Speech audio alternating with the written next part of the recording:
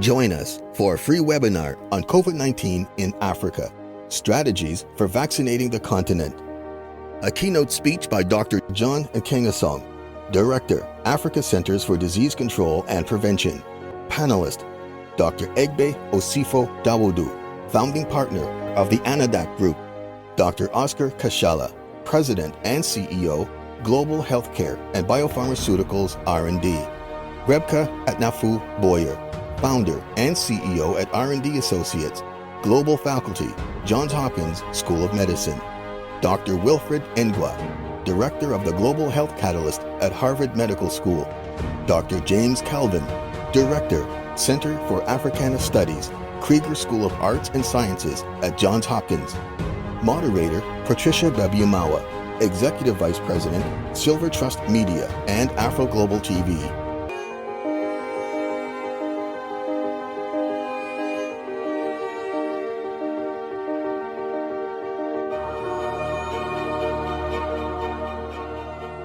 AfroGlobal Television is a global super channel that transforms the destiny of people of African descent through programming that informs, empowers, entertains, and uplifts. The mission of AfroGlobal is to showcase the best of Africa and the diaspora.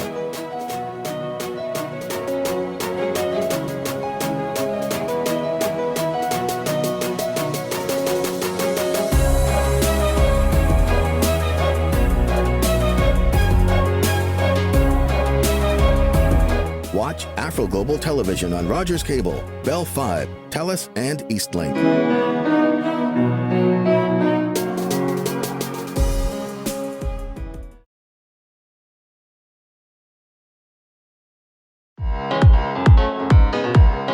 Patricia Babiumawa has served as President of Planet Africa Group, the Executive Vice President of AfroGlobal Television and Silver Trust Media, the largest Black-owned media organization in Canada. She is also the host of the Planet Africa show on Omni TV. She has directed and produced over 15 television programs, including the Omabella drama series and Standing Ovation. Patricia is the Associate Publisher of Excellence, Envision, and Destiny magazines.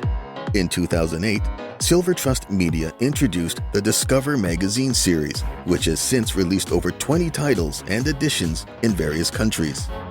Listed in the Who's Who in Black Canada, she is a recipient of the York Regional Police Civic Leadership Award, the Martin Luther King Dreamkeeper Award, and a Queen Elizabeth II Diamond Jubilee Medal. The mother of four is the co-founder of the Crossover Mentorship Program, a youth empowerment initiative. Patricia was spotlighted as Woman of the Week in Women's Post and also featured on CNN International in a half-hour special with her husband Moses. In March 2016, the duo launched AfroGlobal Television, a 24-hour television channel that is on Rogers Cable, Bell 5, Eastlink, and TELUS across Canada. In 2018, Patricia and Moses co-authored the 150 Extraordinary Canadians Legacy book with a foreword by the Right Honourable Justin Trudeau.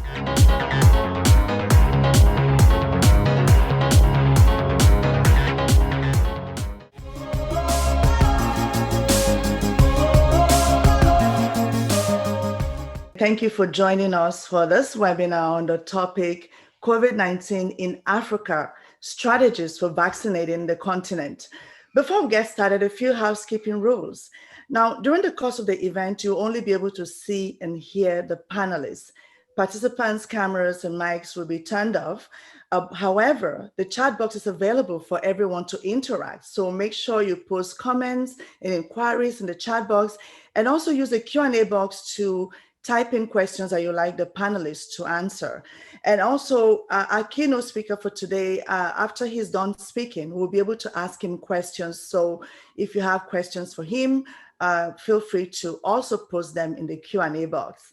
Now, today, we are discussing COVID-19 in Africa, strategies for vaccinating the continent. The COVID-19 pandemic continues to wreak havoc around the world.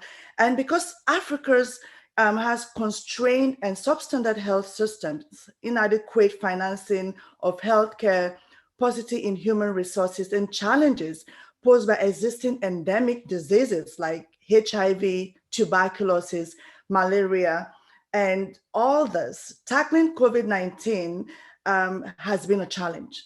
Now, today we're focusing on strategies for vaccinating the continent amidst worldwide vaccine safety concerns and vaccine hesitancy. Now, we have a group of highly esteemed panelists and a keynote speaker. You know, before the event, we're kind of musing that all the speakers of today's event have a doctor before their names. I know Susan did say that she wanted to be called doctor today. So I'll say, can somebody just please, just for today, just call me Dr. Patricia Bebia Mawa. That really sounds good. I love it. But we have a highly esteemed group of panelists and our keynote speaker. We're so privileged to have him. But before we get started, we'd like to hear from two amazing ladies. Now, first is Janine B. Scott, who is chair of Constituency for Africa's Board of Directors. Over to you, Janine. Good morning, good afternoon, good evening, depending on where you are in the world with us today. On behalf of the CFA Board of Directors and our partners at the Africa Trade Desk, at Africa Global Media, and at allAfrica.com, we're pleased to bring you this important conversation on strategies for vaccinating the African continent. And we'd like to thank you all for being with us here today. As we pass the 1-year mark of this COVID-19 pandemic, we've seen progress, certainly, but we're still faced with so much uncertainty and so much to be done. Vaccines have been developed in record time, but the task before us, and of course around the globe entirely, is to get them into the arms of as many of us as possible so that we're enabled to renew our lives and to really go back to life as we formerly knew it. Where do we stand on the African continent in this regard? What can we in the diaspora do, especially those of us who are in the US and Canada, to go further, to make more progress, and on multiple fronts? How do we address this from a practical as well as a policy standpoint? That's the focus of our conversation and our discussion this morning. And indeed, it's in line with the mission of CFA. We seek to inform, to educate, and to sensitize individuals, policymakers, government officials, and others to enable them to make informed decisions and advocate on behalf of important issues such as this one facing the African continent and her diaspora today and in real time. So I hope that you'll find today's discussion to be informative. I hope that you will be able to find some practical solutions, or at least to look at ways that you may be able to contribute to combating the pandemic as we see it today. I'd like to thank our speakers, and again, you all who are here with us for being with us today. And I'm looking much forward to a COVID-free tomorrow. Thank you. Thank you so much, Janine, for that. And it's always wonderful to see you. And thank you for the amazing work that you and the group at Constituency for Africa are doing. Now, next, we would like to invite a dynamic and visionary young woman, Susan Namulindwa, who is the Executive Director of Africa Trade Desk. And to make her wish come true, Dr. Susan Namulindwa. Over to you, Susan. Thank you, Patricia. That makes my day. Good morning, North America. Good afternoon, good evening, beautiful continent, and all the other places in between. Welcome to today's conversation. Welcome to our partners, special guests, panelists, and all the participants. This pandemic has taught us many lessons, and it actually continues to teach us more. Everything from how we're interconnected and how we ought to be our sister and brothers keepers, to how when push comes to shove, countries turn inward. In this case, the African continent being on topic today, it is teaching us how we need to unite and dig deep in ourselves to save our own people. When it comes to vaccines, besides all the issues of access, inequalities, emotions, there's a lot of misinformation, which sometimes, especially in our communities, can be louder than the science. This conversation today is very relevant, not only in Africa, but everywhere. For example, Patricia and I are in Ontario in the grips of the third wave with numbers that are higher than what we saw in the previous two waves. And we are in a more severe lockdown with stay-at-home orders. We have been told, even here in Ontario, that the way to get our numbers under control are really tied into how quickly the vaccines are rolled out. And that is that in addition to the lockdowns that we are in the midst of right now. And the vaccines are not coming as fast as we thought they would come, even here in North America. So how much more in Africa?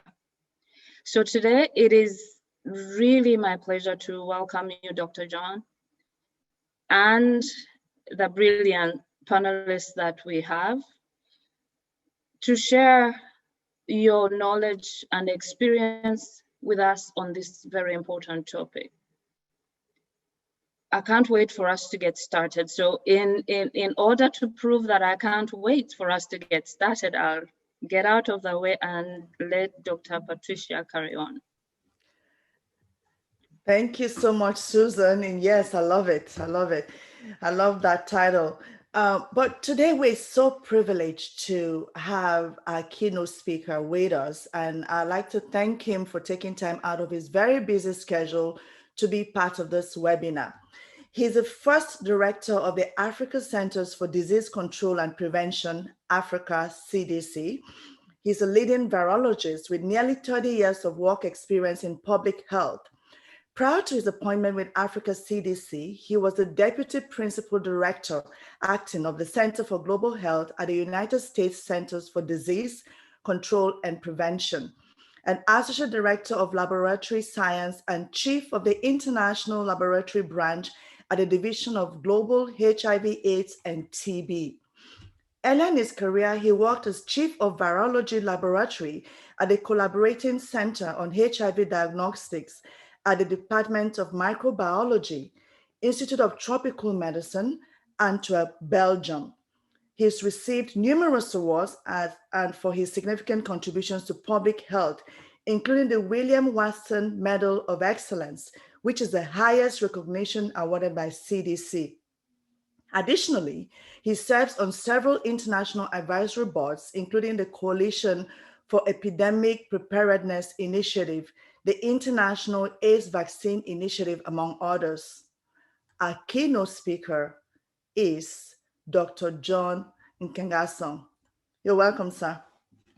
Thank you again for the opportunity to meet as part of this Constituency for Africa to discuss the COVID-19 update on the continent.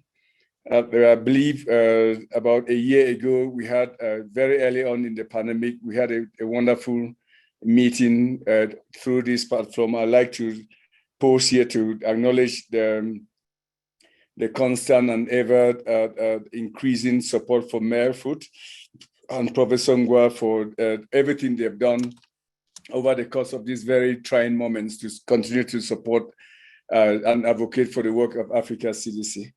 So without further ado, I would like to cover 4 things in 30 minutes during my presentation. Very quickly, bring you up to speed with respect to where we are as a continent on the epidemiological situation, and then discuss with you some strategies that we had put in place, and that will segue nicely into the vaccination strategy. And then I'll conclude with some areas of potential partnerships that you can contribute on the continent as we fight this pandemic. As of today, 4.4 million cases of COVID-19 have been reported on the continent, of which 3.9 million recoveries have been recorded. Unfortunately, 117,000 deaths have occurred, representing a case fatality rate of 2.7%. The graph on your right-hand side shows you the number of new cases that we have recorded since the beginning of the pandemic. The red line you're seeing there with a pointed arrow represents a 7 days moving average. And the different colors you've seen underneath the red line are the different geographic regions of the Africa continent. There are 5 of them, and each of them represents a region. If you look at these curves carefully, we have now seen 2 clear peaks. The first wave occurred, peaked around July and August of last year, where we were recording as a continent of 1.2 million people, 55 member states, 18,000 cases of infections per day. And then the second peak was around the January period, just after the holiday season, where we were recording about 32,000 cases of COVID-19 a day. If you look at the curve right now at the bottom part of where we are today, you see that we have brought down the curve, the 7 days moving average, but we are beginning to creep back up slowly. And this is a time where we are raising an alarm across the continent that we are moving towards a third wave. And I will now walk you through the 5 geographic regions to show you some of these trends. First of all, in Southern Africa, we see that over the last 4 weeks, we have seen a decrease of about 43% overall. We are just looking at the last 4 weeks. Very similar trends in Western Africa. And then you have, unfortunately, in North Africa, we are seeing an upward trend in the last 4 weeks of about 43% increase. Similar in Central Africa with about 48% increase. In East Africa, it's fair to say that if you take the region as a whole, we are moving very speedily towards the third wave, and this is really influenced by Kenya, and I'll come back to that subsequently, where you see that over the last 4 weeks, the period between March 12 and April 12, that is last Monday, we are still analyzing the trends for this week, but it shouldn't change that much. You see an increase, a dramatic increase of about 82%. This is the curve of Kenya I did mention. Kenya has gone through 3 waves. And we believe that with the measures that are in place, if you look at the third wave very carefully and you look at the thick green line, which is a 7 days moving average, you see slight decline. And we want to believe that that is begin to signal that Kenya is beginning to bend the curve. But clearly you see that the third wave was peak higher than the second wave, and the second wave peak higher than the first wave. And as you clearly can see, this is each time you have these peaks in wave, it has a devastating impact on the economies and the livelihoods of people, and of course, on the number of deaths that are occurring. This is the situation in Ethiopia where I am. And we see clearly that Ethiopia peaked around August last year, really brought down the number of daily cases nicely, but unfortunately, something happened around February until now, and we continue to see a spectacular increase in the number of new cases a day. And this is the situation in Tunisia, very similar. Tunisia, is fair to say, is going through its third wave as well. The first wave occurring last year around October, the second wave around January, February, and then the third wave is now beginning to occur. So we published the findings. If you're interested in reading more about this, the first wave and the second wave, we have a full study that was published just a few weeks ago in the Lancet, and I'll encourage you to look at that in detail. I just wanted to start there before we segue into our strategies and vaccines. So let's look at the different strategies we've put in place since the pandemic started, and I will not walk you through this. I will be happy to share these slides with you, but very clearly, where the first cases of COVID-19, as you recall, were recorded in Egypt on 14th of February. And then shortly after that, we developed a continental strategy on the 22nd of February, where we convened all ministers of health and they came to Addis Ababa on short notice. Within 1 week, we developed and endorsed a continental strategy. And since then, we've launched several initiatives that are listed here, including the Partnership to Accelerate COVID Testing, the Consortium for Clinical Trials for COVID-19 Vaccines, the campaign for Africa Against COVID-19, Saving Lives, Economies, and Livelihoods. I will not go into the details, but I'll touch on some of those. On the 20th of August, we developed a continental strategy for vaccine development and access on the continent. And on the 12th of October, we launched an African Pathogen Genomic Institute, a network that you hear more about. And then on the 7th of November, we roll out the African Vaccine Acquisition Task Team under the instructions of President Cyril Ramaphosa in his capacity at that time as the revolving chair of the African Union. And very recently, we have just launched last week the Partnership for African Vaccine Manufacturing, in abbreviation PAM. I just wanted to summarize all of that, then we'll go into details. Through the PAC initiative, again, PAC stands for Partnership to Accelerate COVID Testing on the continent. We've been able, as a continent, to conduct about 42 million tests. If you all recall, when I presented to you last year, as a continent, we had conducted just about 300,000 tests. That is on a continent of 1.2 billion. But today, we've conducted about 42 million tests with a test per reported case of 9.6, with a positivity rate of 10.5%.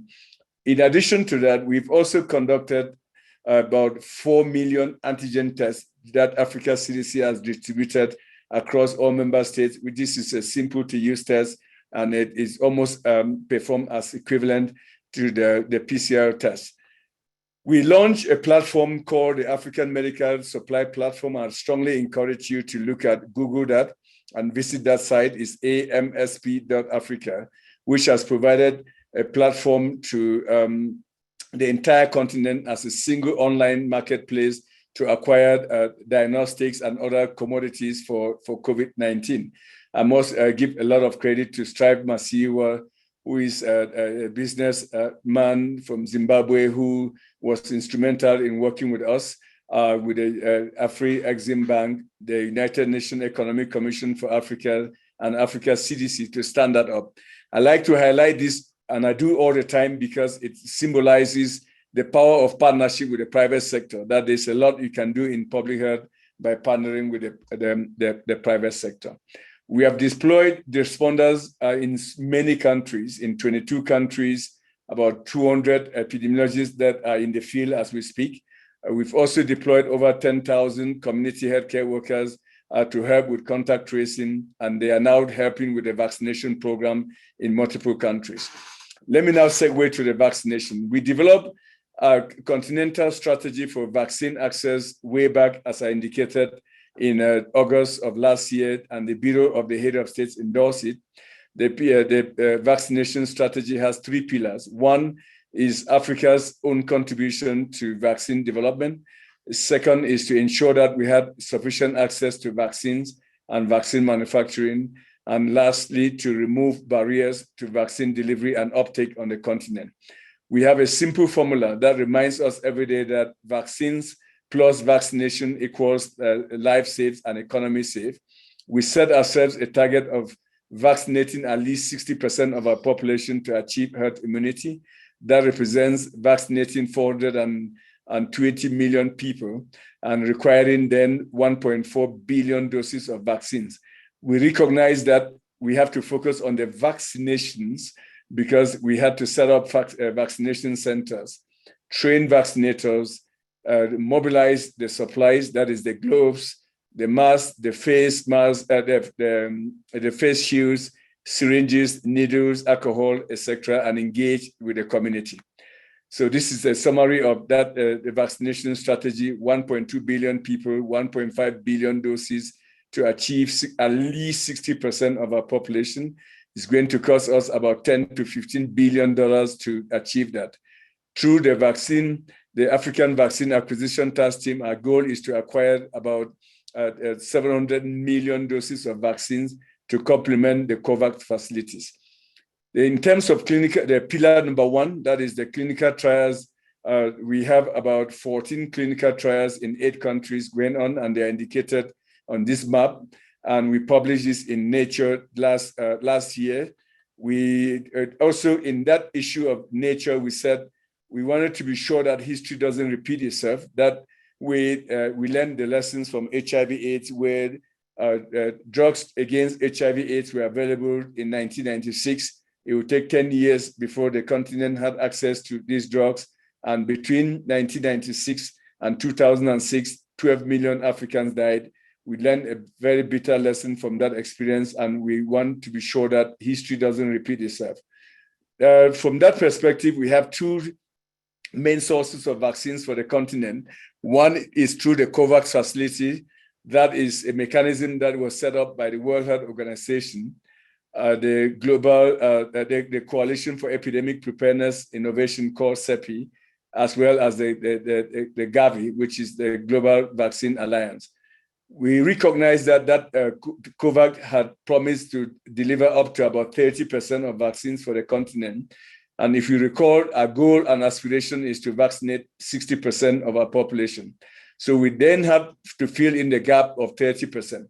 So the President Ramaphosa set up with us the African Vaccine Acquisition Task Team, whose goal is to work with the Afro-Exim Bank. And I'm proud to say that the Afro-Exim Bank has mobilized $2 billion to facilitate this initiative so that member states can acquire an additional doses. And on this note, I want to announce that we've actually secured 220 million doses of vaccines through a Johnson & Johnson partnership, and contracts have been signed.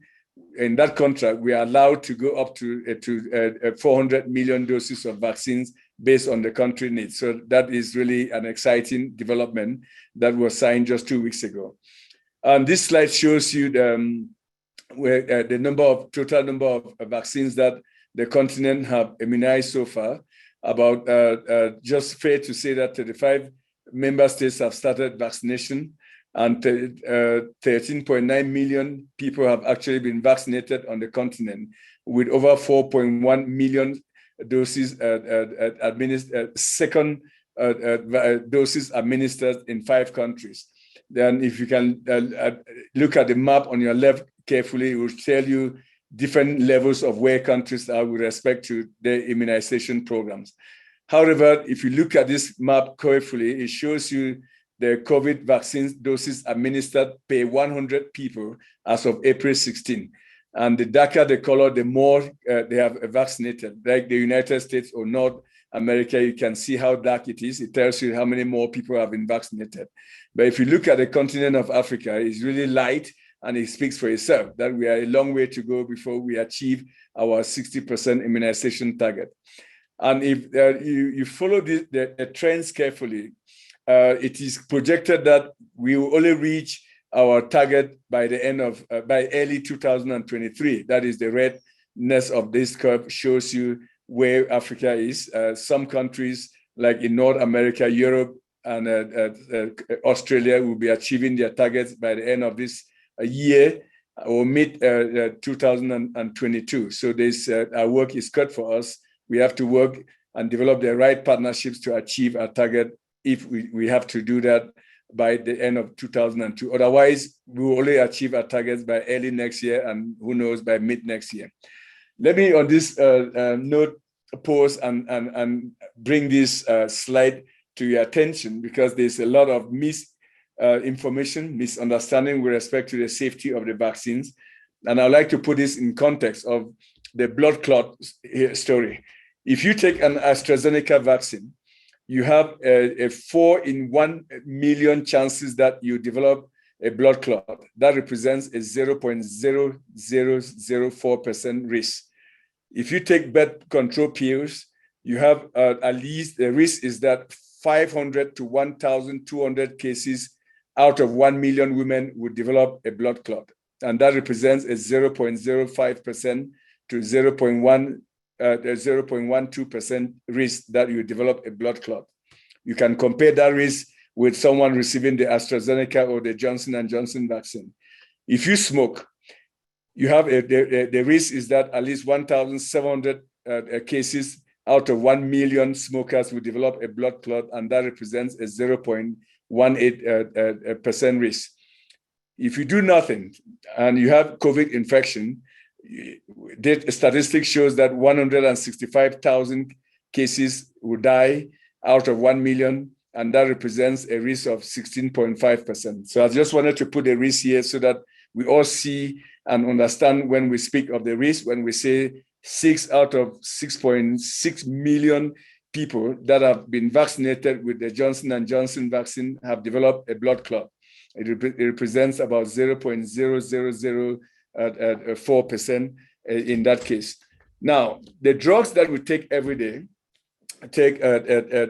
drugs against diabetes, hypertension, also have side effects. If you take biostolics, which is one of the several drugs that we have, that we all take every day, it represents about 13 side effects that you can have, okay? And some of them serious side effects. So each time you throw one of these pills into your mouth early in the morning, you know you are running a risk of about 13 different side effects that you have to have take into consideration. So I think I wanted to put the risk of vaccines in the appropriate context so that we leave this forum with a full understanding that everything we do, any medication that we take has a risk associated with it.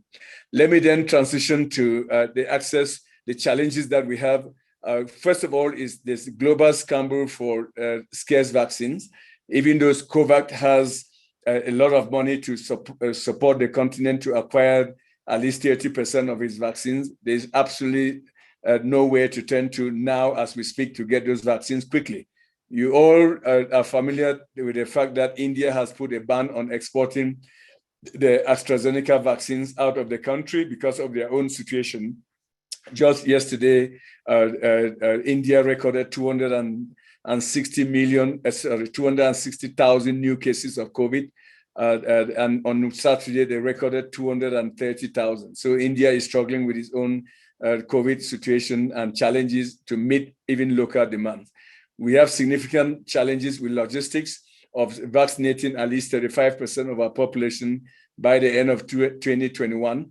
That remain vaccinating about 800 million, administering more than 800 million doses of vaccines before the end of the year. That means about 400 million people vaccinated. We are also faced with the issue of mutations against the virus, which I'll come back to that subsequently. So these are some of the challenges that we are seeing. Let me now touch on the issue of where are we as a continent with respect to preparing ourselves to address the issue of mutations. In 2018, way before the COVID-19 was recognized, the Africa CDC knew that genomics and bioinformatics was going to be a critical capacity on the continent, and we started assessing the continent to build capacity for that.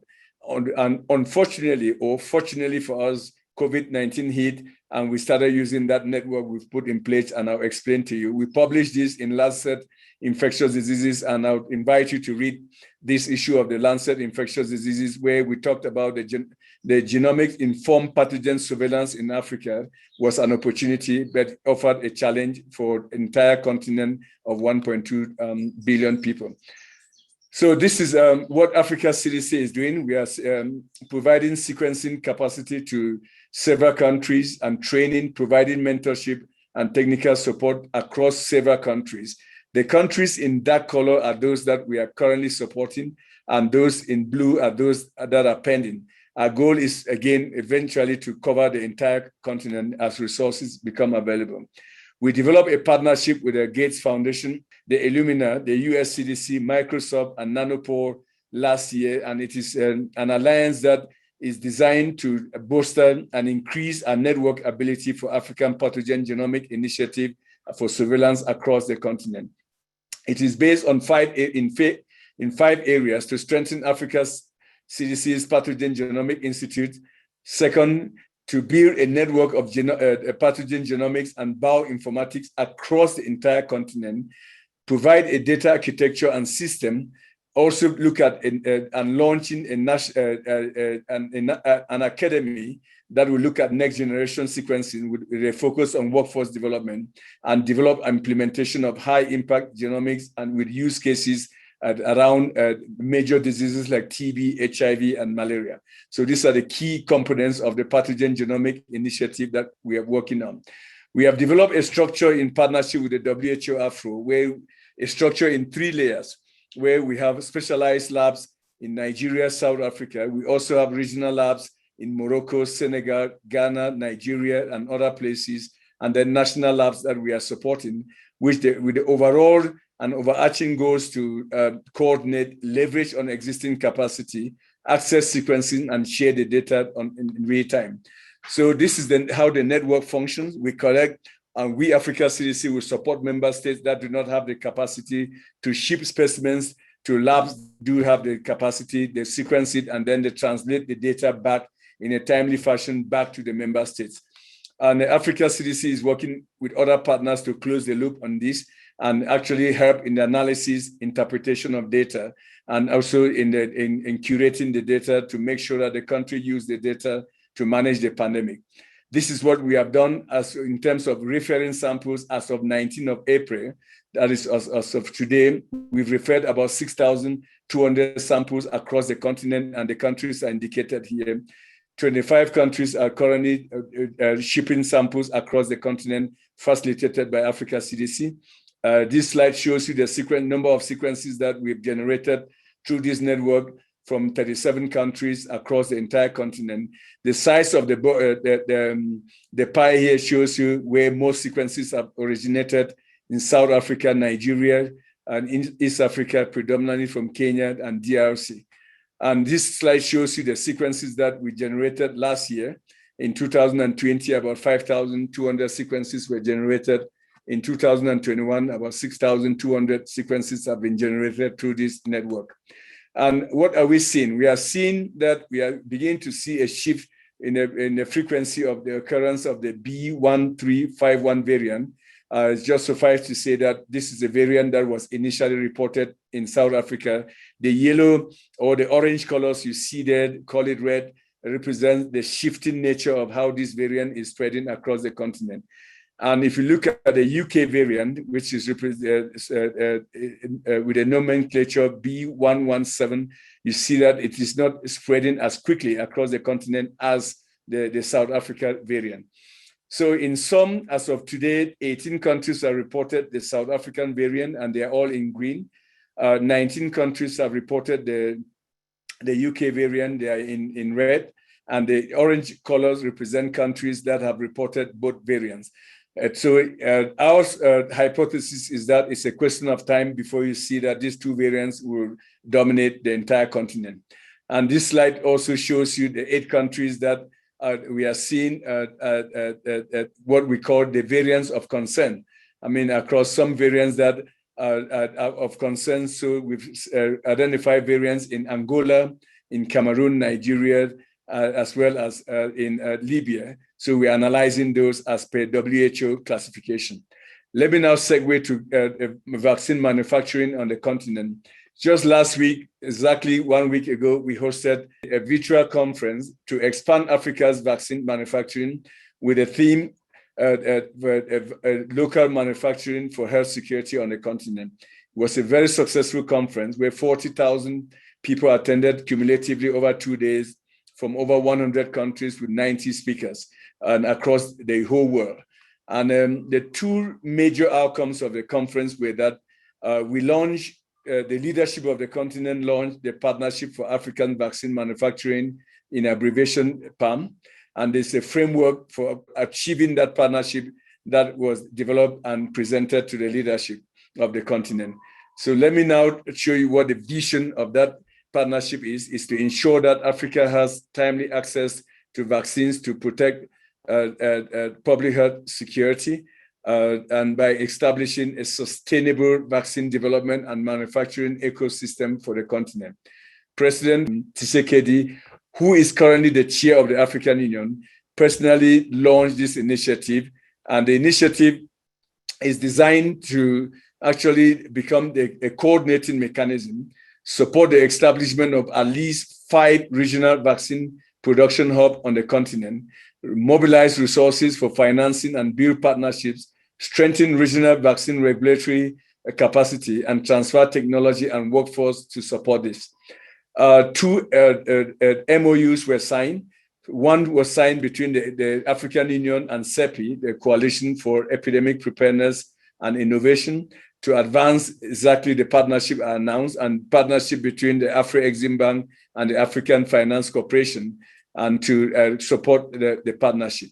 The overall goal is that as we speak today, we import 99% of our vaccines. We hope that if this partnership moves forward, in 20 years, we should be able to manufacture at least 60% of our vaccines and only import 20% of our vaccines. The second thing was that we recognized that we have to do this in a stepwise manner across all 5 regions of the continent, building in research hubs and building in manufacturing capacity in a network fashion across the entire continent. So this is our concept, that we look at the 5 different regions, and each color here represents each of the 5 regions, and not just build vaccine manufacturing hub, but also central vaccine research hubs across the 5 regions of the continent. And this is a schematic presentation of the framework, which will be coordinated by the Africa CDC and the African Union in 4 areas. One is the regulatory, the access to financing, and I've already mentioned some of the financing mechanism and analogs that are coming in place, infrastructure, know-how, and the talents there. And we also are developing a shared post-conference communique, which has already been issued, dedicated work sprint, and a task force is being set up. The framework will be released very soon, and then the progress of this will be vetted through the Bureau of the Head of States. Let me just conclude with what you can do to support us and work with us. First of all, President Tshisekedi also launched what we are calling Africa a new public health order. A new public health order that speaks to 5 streams, that says we must strengthen our public health institutions if we have to achieve our goals. We have to strengthen public health workforce and expand our vaccine manufacturing and diagnostics, and have what we call respectful, action-oriented partnerships. I already touched on this vaccine manufacturing, which speaks to the fact that we need to build back better, bolder, but bigger than we did before the pandemic. President Kagame was at a meeting and personally said this, and I invite you to read his quote. He says, "Vaccine equity cannot be guaranteed by goodwill alone, as we have seen many examples to convince all of us. Africa needs to expand production capacity for vaccines and other essential medical products," end of quote. He's personally called for the continent to invest on messenger RNA production across the continent to leapfrog our ability to manufacture vaccines on the continent. So the partnerships that have emerged are listed here already. And I mentioned the African Development Bank and the Afro-Exim Bank. The beauty of this is that these are all continent-oriented financial institutions. But we are calling on other partnerships from outside the continent to join forces so that we can realize this dream of being securing our vaccine security over the next couple of years. So let me just conclude by areas where partnerships can occur, and they are listed here. We need foundations, we need global health actors, bilaterals, the private sector, financial institutions, and universities to join forces with us so that Africa can begin to have its own dependency and auto-sufficiency in the area of vaccines, diagnostics, and therapeutics. And these are potential principles that should underpin the various partnerships. I thank you for your kind attention, and back to you. Thank you so much, Dr. Nkengasong, for that very detailed, information. Everything is, in your presentation, and I see we have some questions here, but, congratulations on the great job that you're doing, and thank you so much for the presentation. Now, the first question for you here says, how reliable are the statistics when some countries in sub-Saharan Africa can only carry out less than 1,000 tests per day? So if you could answer that question, it's just asking, how reliable the statistics are when some countries in sub-Saharan Africa can only carry out 1,000 tests in a day. So the statistics is as reliable as they will be anywhere. These are reported cases to the CDC from member states. And if you look at the graph when we struggled last year with before we launched the PACT initiative, the continent was conducting 300,000 tests as a continent of 1.2. And you can see where we are today. And the case, we are very close as a continent to having that ratio of 10 tests conducted per case, which is the threshold where WHO says it should be. That is where we are. We are not yet at above 10, but we are at 9.6 tests conducted per case. So I think we are making progress. I mean, you are aggregating the continent, you are looking at what I call a bird's view of what is going on the continent. Are there gaps? Of course, there are gaps. That's why we are calling on partnership with people like you who are expressing such concerns to join forces and do what you can do in your own capacity to support some of those countries that you have identified so that they can build up and do more than 1,000 tests a day. Okay. The next one has to do with vaccine hesitancy. And it says, how do we address African populations' distrust for vaccines and a perception of a Western disease to dismantle Africa, notably when malaria is on the increase and vaccines are limited? Africa CDC conducted a study about 5 months ago to look at the vaccine uptake and acceptance across the continent. And it was a 15 member state study, and last sample size of about 15,000. And it ranged from, that is the level of, if the primary question was, if a vaccine is available today, will you take it? And it ranged from 59% to about 95%. Now, with all the noises that we've heard around vaccines, AstraZeneca, I mean, you can imagine that it's affecting the people's willingness to take the vaccine. But this is the good news. If you look at the vaccines that have been shipped to Nigeria, Rwanda, Seychelles, Mauritius, Kenya, and Ghana, almost all those vaccines have been used. Okay, so I think that's a very good news, is that luckily these perception things are not static. Once people know that their loved ones are beginning to get the vaccines and they are not falling sick and they are all healthy, you tend to see that there's a movement towards the ability to take the vaccines. So I think it is, I mean, it's not a static situation where people just develop a belief towards a vaccine and they just stick with that belief. So I think we are very encouraged with the early uptake of the vaccine, because studies are one thing, social media is one thing, the reality is what I'm presenting, which is the evidence and the facts on the field. So we'll see. I think we'll continue to watch that space with care. But what we can do in our own individual capacity is to make sure that we do not propagate those misinformation and wrong information. I can't tell you how many videos I've received where people, I mean, I hardly receive any video from social media that speaks to the benefit of a vaccine. The video that you receive is the one that a group of people have come together and they're telling you how terrible the vaccine is and don't take this vaccine. Give yourself that ultimatum and say, I will be the last person to transmit any negative information on this, because that is the whole intent of that. They produce those videos so that you can propagate it, and that misinformation grows like a virus. So again, just the same prevention measures we are imposing on ourselves, we should impose those on our, don't forward any misinformation to the next person, even though it might be ridiculous. You may be looking at it and laughing, don't share it with the next person. Yeah, I like that. And that's very important, because I mean, there are a lot of conspiracy theories out there about the vaccine. I've seen so many, some that are saying that, they'll use the vaccine to depopulate Africa. And the one I saw the other day was talking about the vaccines. They've not even finished testing it on animals. So it's important that we all, if we have social media, let's use it to encourage people to take it, because the truth is many people are dying of the disease. Very important what you said. During the first, and you read this in the Lancet paper that we published, it's a very comprehensive paper, that during the first wave, it was difficult in Africa to know somebody who knew somebody who has died of COVID-19. Now, it is very common to know somebody who knows somebody who has died of COVID-19 in Africa. It's very common. So please encourage your loved ones back here to get their vaccines if they have access to those vaccines. Yes. The other thing that really bothers me in Africa is the nonchalance in terms of prevention. And then just last week, I saw a wedding in Nigeria of a friend. And when I saw the pictures, they were all dancing together and, like just no mask. Some of them had masks on, most of them did not. And they were all together.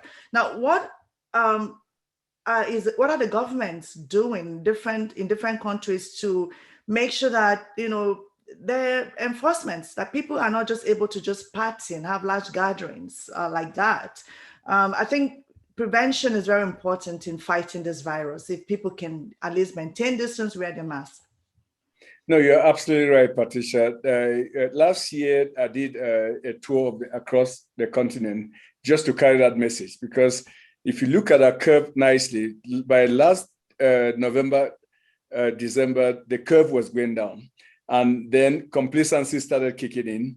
And in many countries, I think, and we had to do a roadshow across many countries, from Nigeria, Kenya, DRC, Cameroon, and really to mobilize the leadership of the continent to say, look, you'll be faced with a second wave.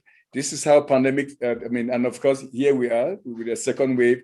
And we also did that because we knew that during the festivity season, there will be a lot of movement of people partying, but I don't think we're very successful. You can see that people have what you call pandemic fatigue has set in, and people have really just trying to live their lives. But we cannot, we will not just, we are tired, but the virus is not tired. The virus is out there, is spreading quickly, mutating, and is becoming dangerous nearly every other day. So I think we should really, dangerous because of the new variants that are showing up. We just truly don't even know how the vaccines will play out vis-a-vis the new variants. So I think it's a message that I preach every day across the continent, that vaccines are not a magic bullet, that we have to combine vaccines plus public health measures.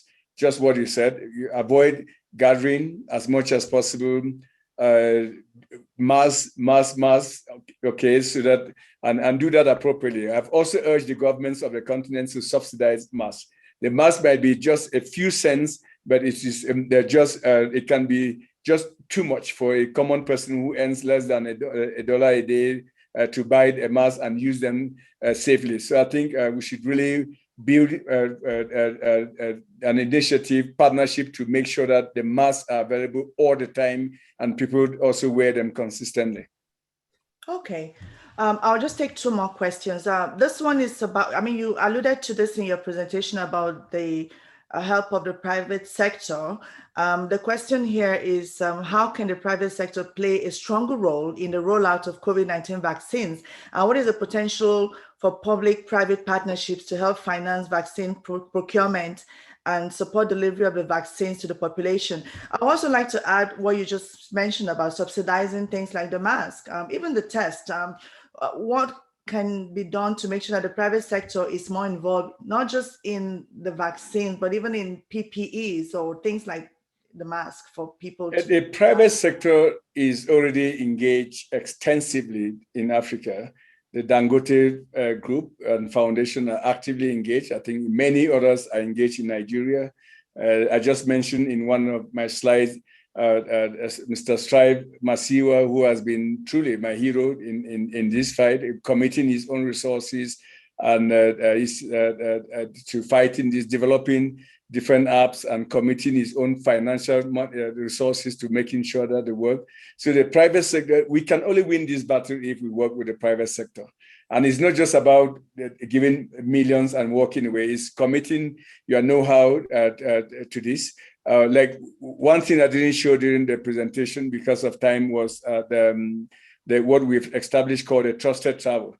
And if you travel through Africa, you see that you'll be required to download an app called Africa CDC Trusted Travel, and then you can download your test there. It will be automatically verify where the test came from across. So it's the first time our continent is taking a leadership role in making sure that we all network, whether you travel with Ethiopian Airlines, Kenya, Rwanda, and other Egypt.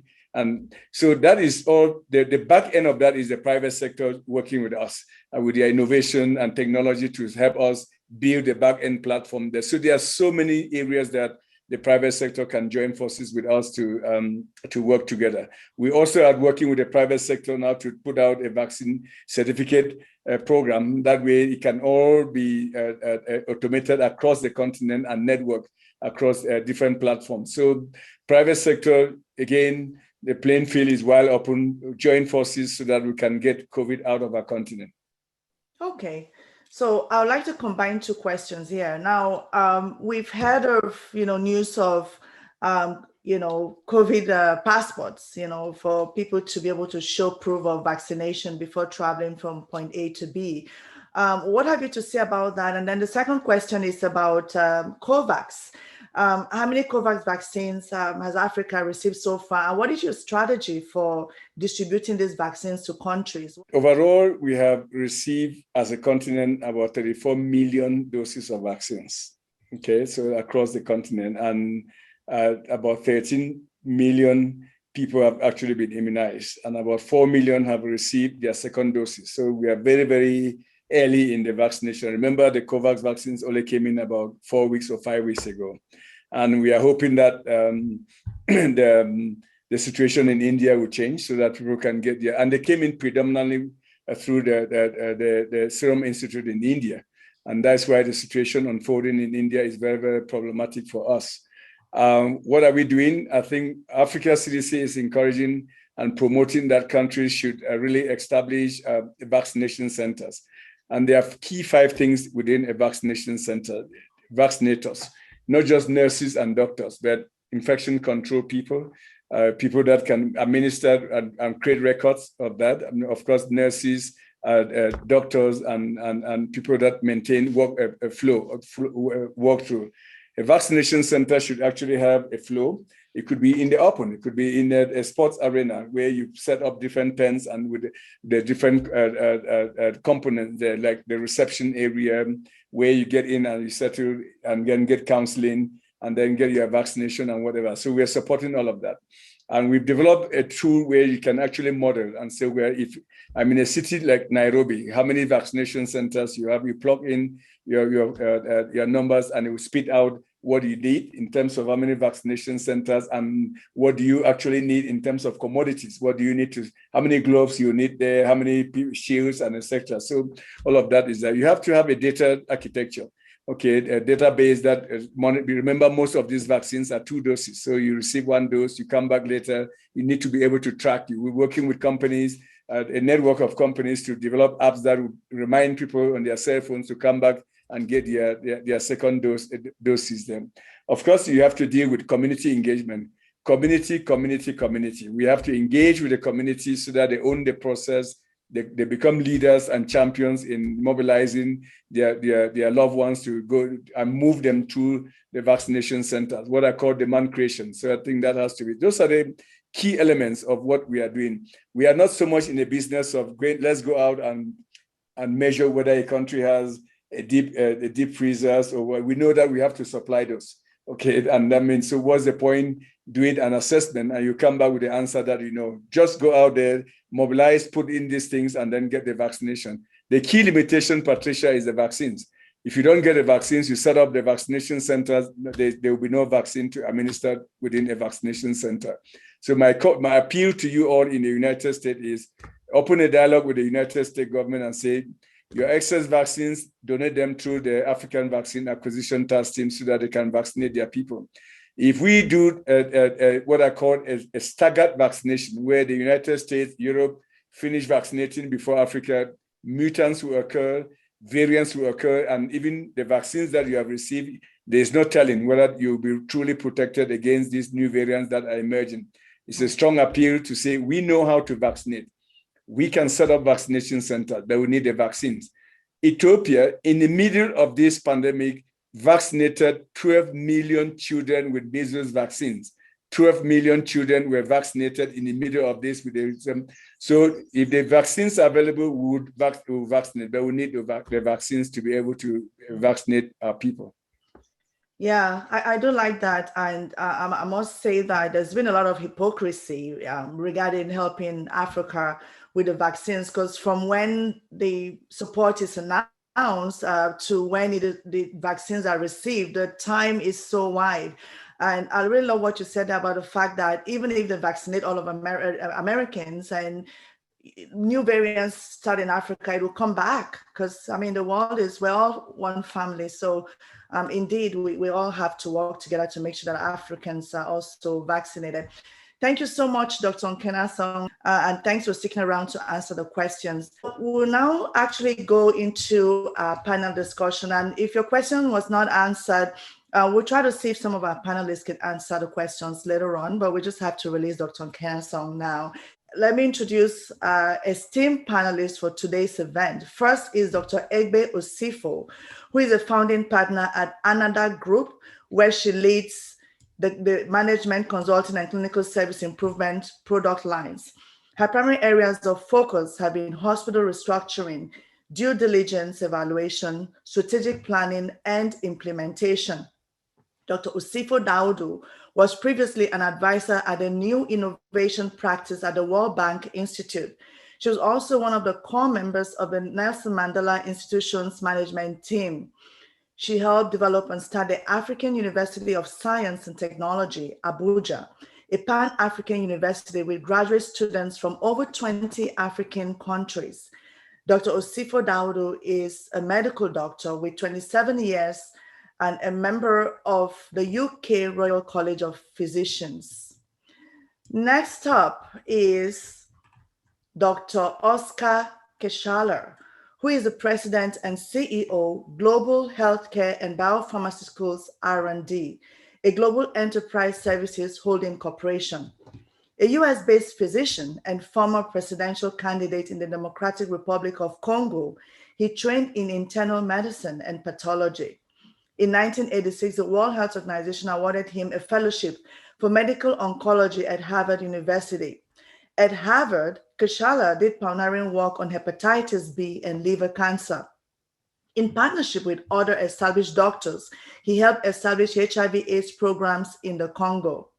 Dr. Keshaler knows firsthand how poorly the healthcare system worked, and he had a growing feeling that he'll be of more help.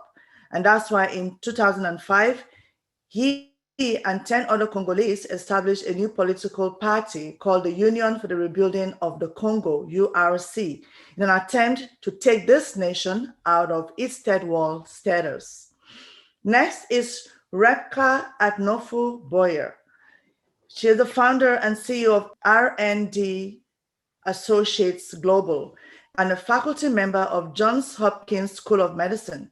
Her professional area of work focuses on leadership development, promoting evidence-based community engagement approaches in health education and outreach, eliminating social cultural barriers to cancer prevention among urban African Americans, youth development, youth violence prevention, adolescent development, contributions to systems building, capacity building, and youth sexual health. She has a bachelor's degree in biology from Binghamton University and a master's in public health from Columbia University. Next is Dr. Wilfred Ingwa, who is the director of the Global Health Catalyst at Brigham and Women's Hospital and an assistant professor of radiation oncology at Harvard Medical School.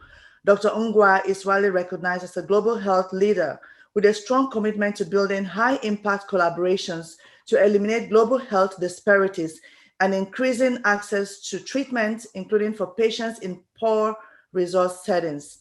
He has published over 200 peer-reviewed scientific publications and conference papers. He currently leads a global health program with research, development, new technologies and approaches to boost cancer cure rates and reduce global health disparities. This work has been recognized with a number of awards, including the prestigious BWH Bright Futures Prize in 2015 for the project Tiny Drones to Target Cancer. Next is Dr. James R. Calvin, who is the director of the Center for Africana Studies in the Krieger School of Arts and Sciences at Johns Hopkins. He's a professor of management and organization practice with expertise in the areas of leadership development, minority leadership development, organizational life, international community economic development, and not-profit organizations. Dr. Calvin is a core faculty in the Bunting Neighborhood Leadership Fellows Program at the Auburn Health Institute at the Bloomberg School of Public Health. Founding member of the Johns Hopkins University Diversity Leadership Council. He's a co-editor of the book Innovative Community Resources.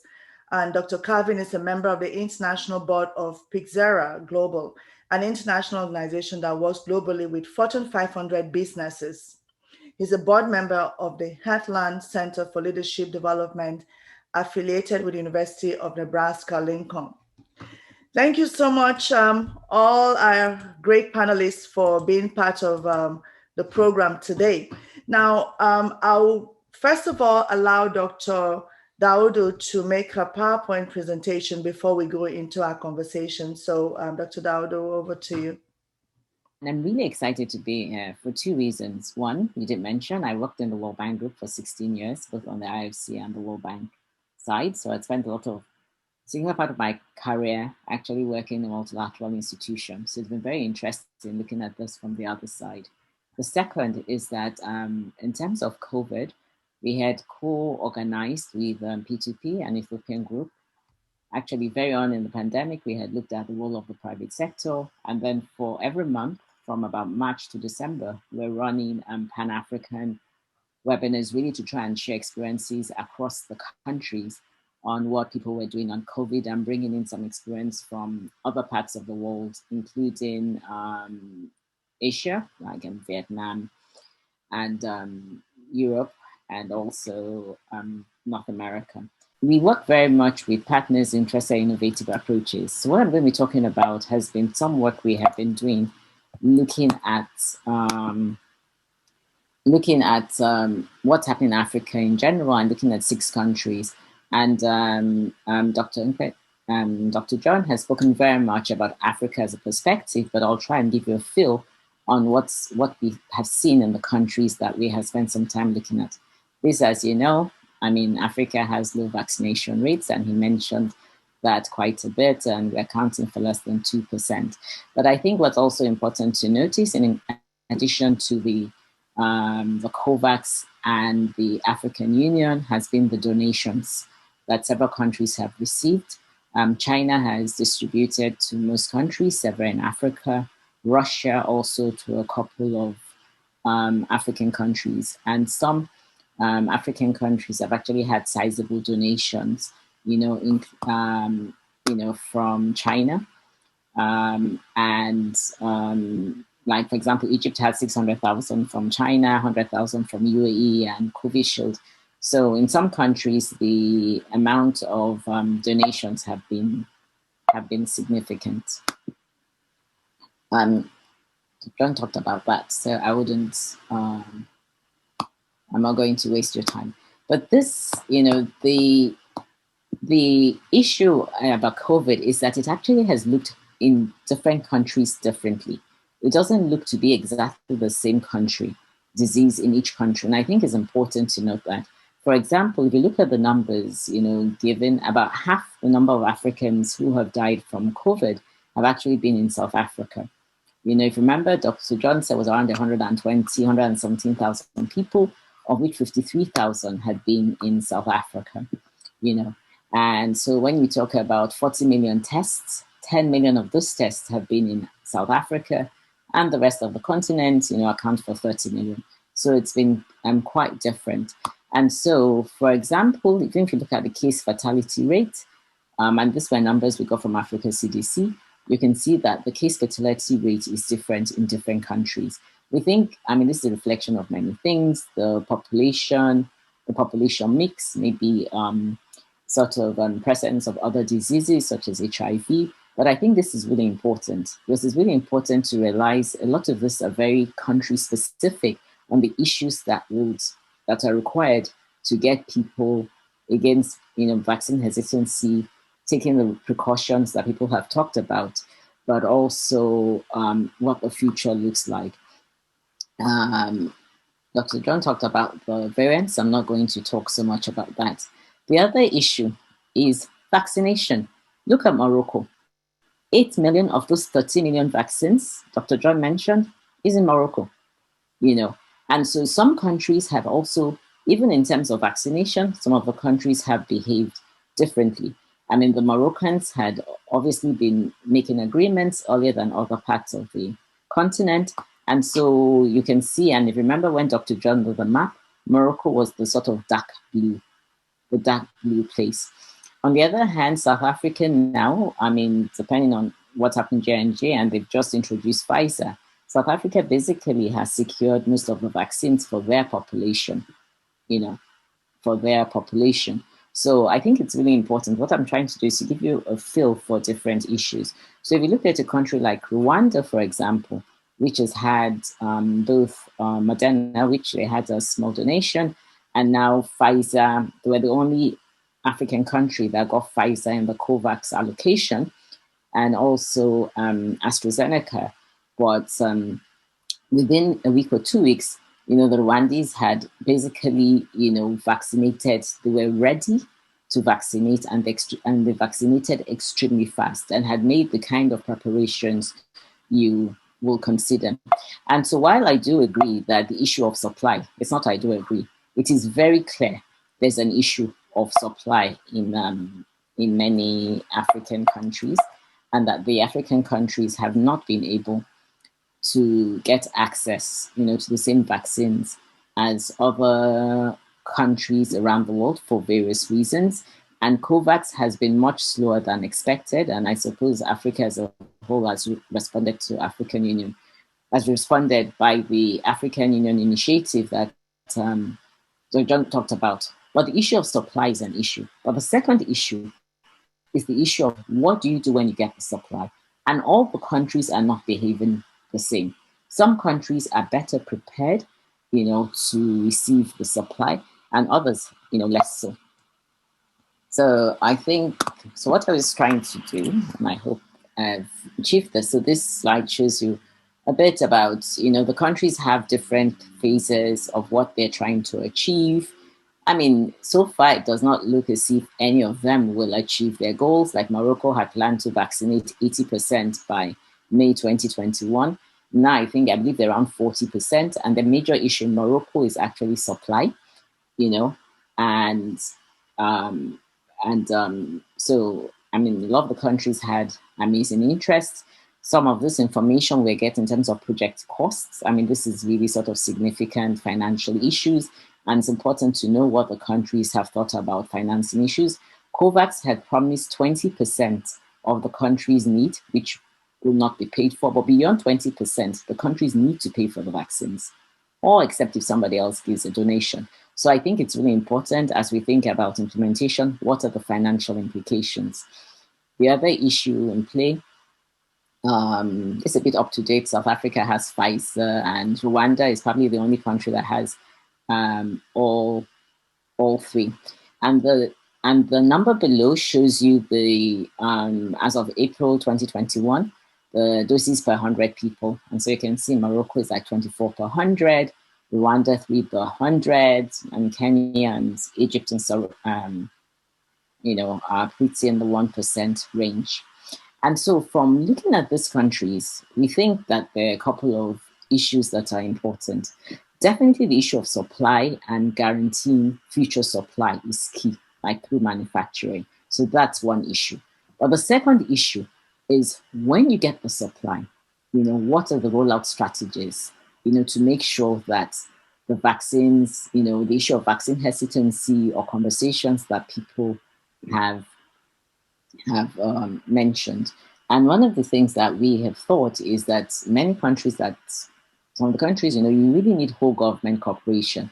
For example, in Morocco, it was not just a health issue. It was a health issue, it was a finance issue, Ministry of Interior, Ministry of Foreign Affairs, you know, all involved in the sort of whole government approach. Other governments have done issues, you know, similar issues. The issue of logistics and supply chain and cold chain, this is key. Many countries have the 2 to 8 degrees chain because of the immunization systems. But beyond that, the vaccines that require ultra cold, either Pfizer or Moderna. It's been a bit challenging, but the Rwandese were able to use this in their own urban environment. So they used the Pfizer in urban, and they used AstraZeneca in rural areas. And I was just, at another conversation, I was hearing there are only 4 airports in Africa that actually have cold chain storage, at the airport. And so far, we're moving pretty small numbers, 13 million. When we start moving 50 million, 100 million vaccines, where are they going to be kept? This issue of logistics, I think, is really significant, because at this point, we're trying to, Ghana got less than 1 million vaccines. When we get 10 million, what's going to happen? And I think we need to think about those kind of logistics and in terms of magnitude. We need strong regulatory bodies, community engagement we've spoken about, and the issue of sustainable vaccine supplies.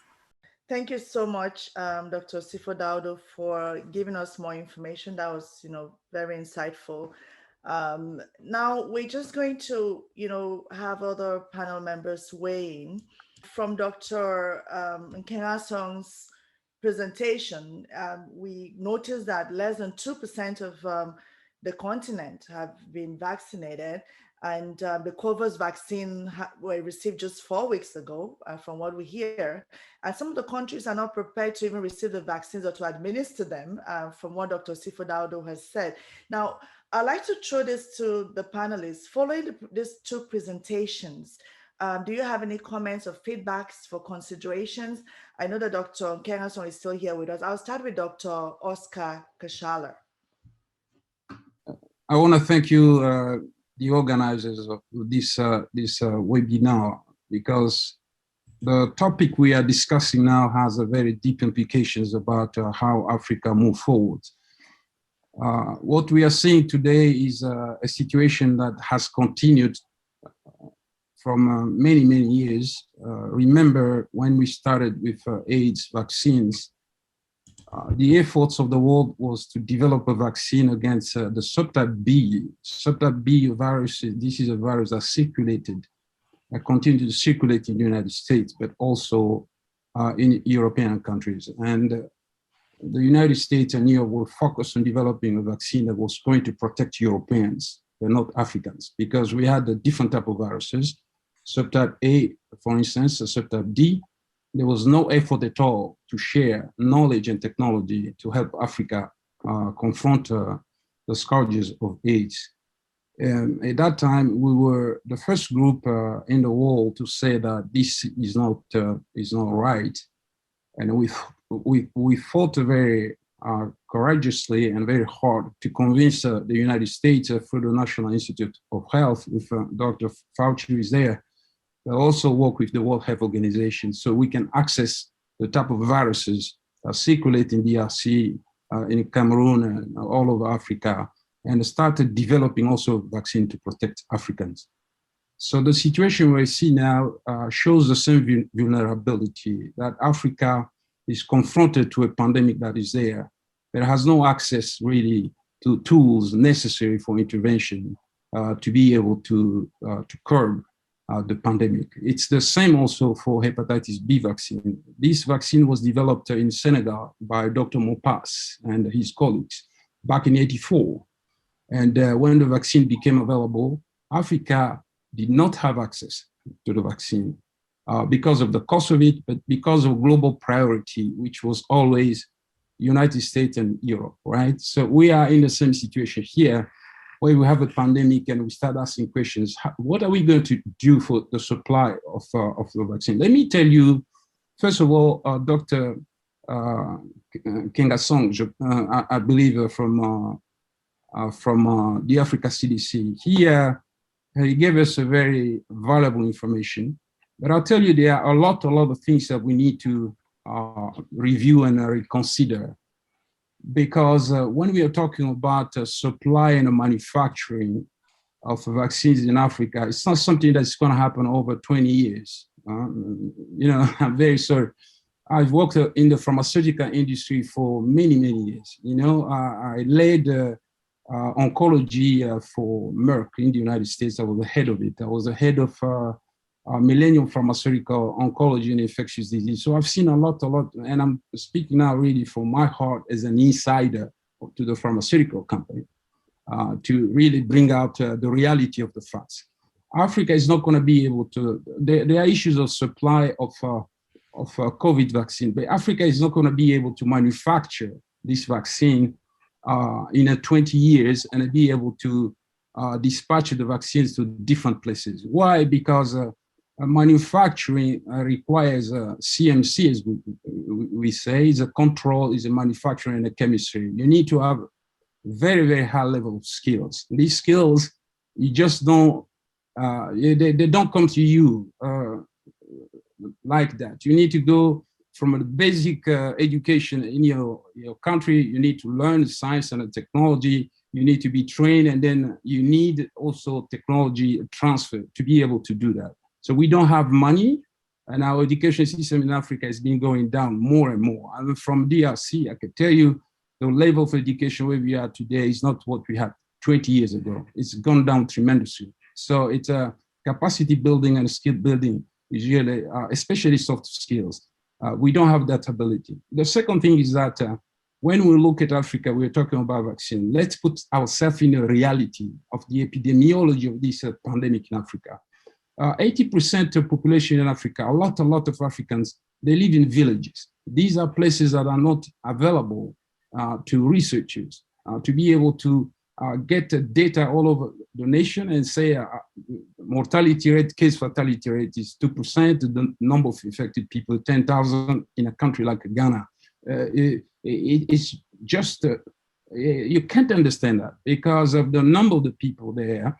If the infection is there, you expect to see a much greater number of infected people. What we see is just the tip of an iceberg because we don't have the data on a national level. So we are talking primarily about the city, like a DRC. I'll tell you, when we're talking about COVID, we're talking about Kinshasa, okay? So we're not talking about the whole DRC. So we have to look at these numbers, and we have to ask ourselves, what are we going to do? During this discussion here, we're talking about bringing vaccines. We're not bringing vaccines based on a number of people who are infected in a small city. We're bringing vaccines for the whole country.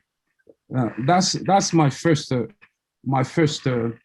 line of comment. The second line of comment is that, to deal with a pandemic like ours, you need really a governance in the country that prioritize public health, and people who are living in the country formulate policies to respond to a lot of these challenges. And one of the key policies is regulatory, right? So when you bring the vaccine to Ghana or you bring it to Uganda, the countries must be in a position to study the vaccine and study the dossier and say, okay, based on the information I have here, my vaccine is going to be safe for my people. I can use it because it has not been adulterated. This vaccine, based on CMC profile, is a vaccine that can be used because I have technical sheets that tells me this is a good vaccine. But most of African countries do not have regulatory agencies in the government, okay? Right. I'll tell you from Congo, for instance, and I'm gonna stop there for now. Congo doesn't have a regulatory agency. When you bring AstraZeneca vaccine in DRC, there's no person in the government or in the academia. I work there at the university, I advise the government in the Congo, but also a number of other countries. There's no regulatory body of people who are very trained in regulatory science like FDA, OME in Europe, who are going to look and say this vaccine or this product is safe, is going to be safe on my people. Finally, many products, including these vaccines here, they are developed based on a population that is different, Caucasians primarily, right?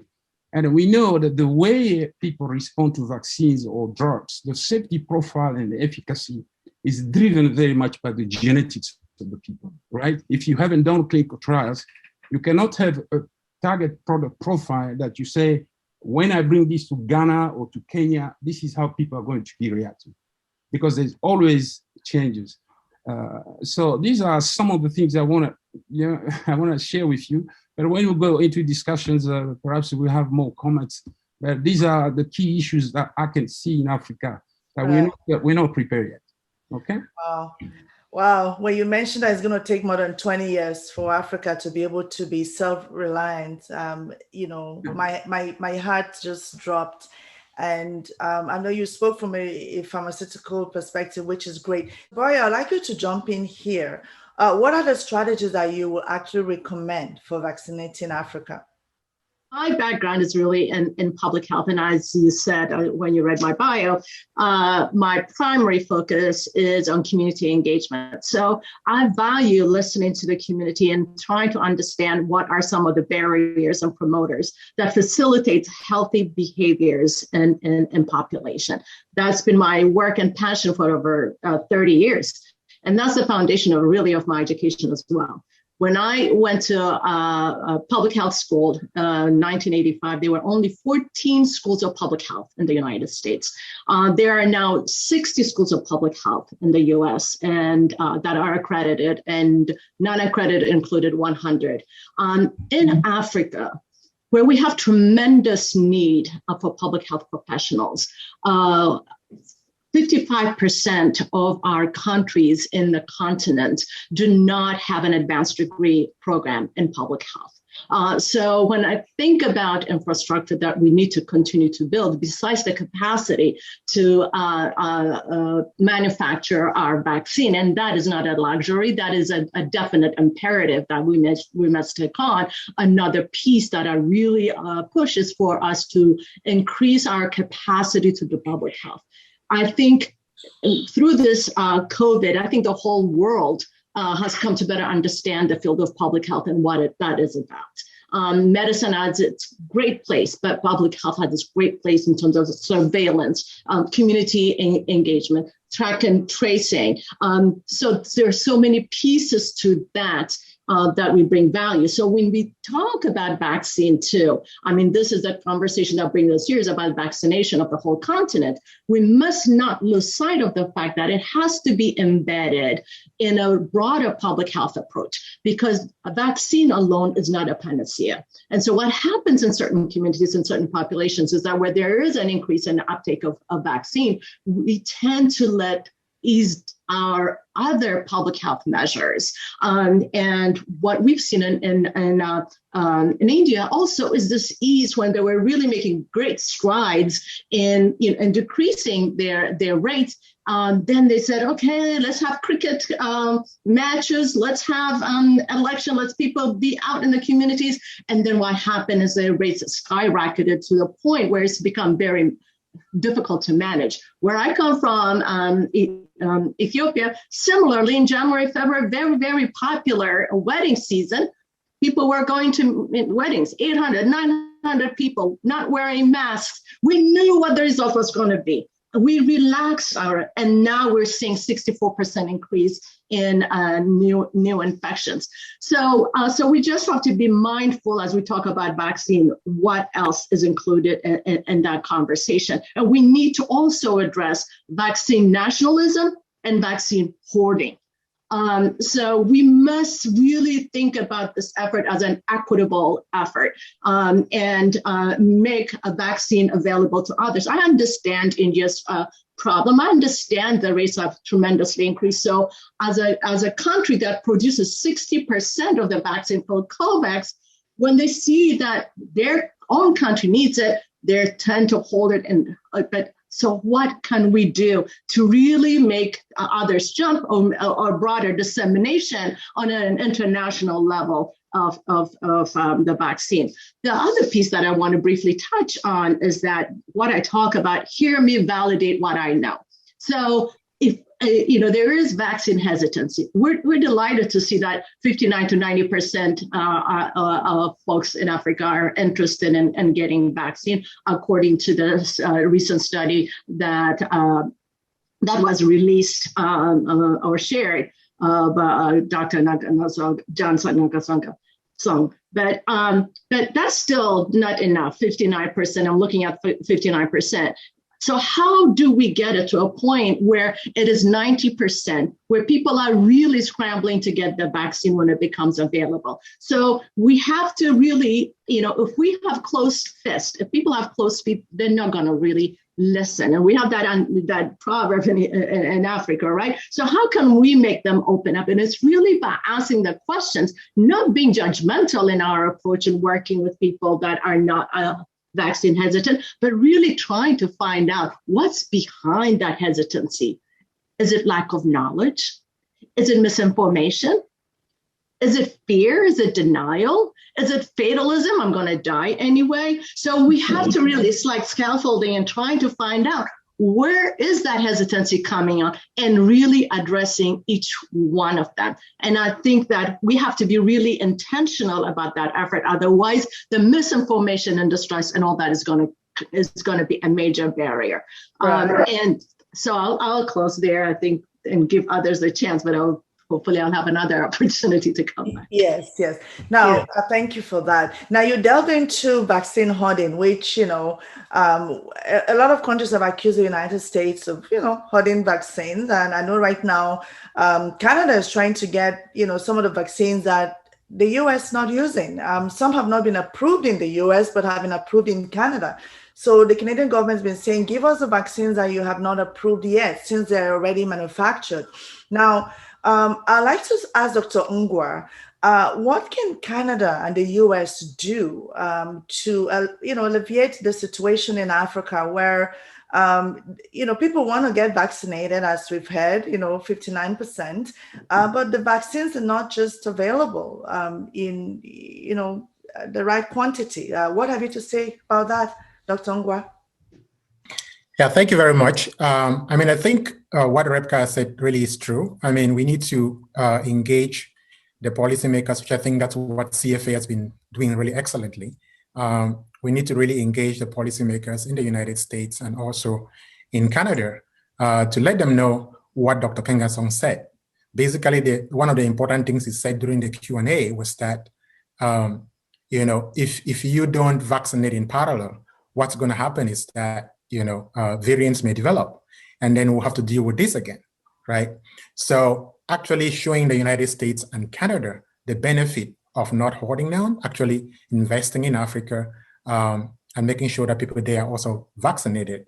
It's a good strategy, not only for Africa, but for the United States and Canada. And I think one of the things that the Constituency for Africa has done really well is really engaging in the United States, at least the US government, in being, and we all have a role in doing that. I know you guys are doing that very well in Canada as well with Susan.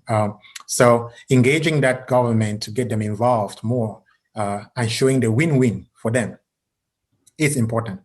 But I also like to comment about, something which I think, as I think about a strategy. So one thing is that we need to think about a short-term and also a long-term strategy. So Dr. Nkengasong did really well, in explaining some of the strategies going on right now. And some of the panelists have talked about that. It was very insightful what Dr. Ekbe showed in those statistics. One thing that we want to, make sure we're doing is that we think about a much broader strategy.